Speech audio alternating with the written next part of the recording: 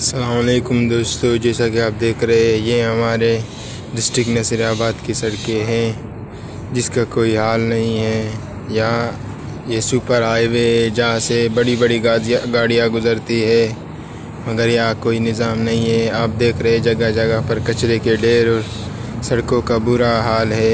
यहाँ इससे अच्छा हमारे मशकुलपुर है, मगर यहाँ पर कोई निज़ाम नहीं है। आप देख सकते हैं कि आज हम रेसिंग के लिए आए, मगर हमें शदीद मुश्किलात हो रहा है। यहाँ की सड़कें बहुत पेचीदा हालत में है, जिसकी वजह से लोगों को बहुत मुश्किलात हो रहा है। आप देख रहे हैं कि ये ट्रक भी बहुत ज़ोर लगाकर इस सड़क से जा रहा है। ये देखो जगह जगह पर गंदगी के ढेर लगे हुए हैं, कोई निज़ाम नहीं सफाई का। हर जगह पड़ी हुई कीचड़।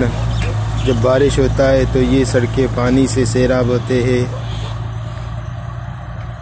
हमें हुकूमत बलूचिस्तान से गुजारिश करता हूँ कि इन सड़कों को बनाए ताकि कोई गरीब का काम हो सके।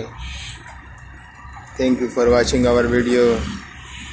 We show you relative about our city, about our country, because our country is very poor. So please, all the chief minister action on this topic.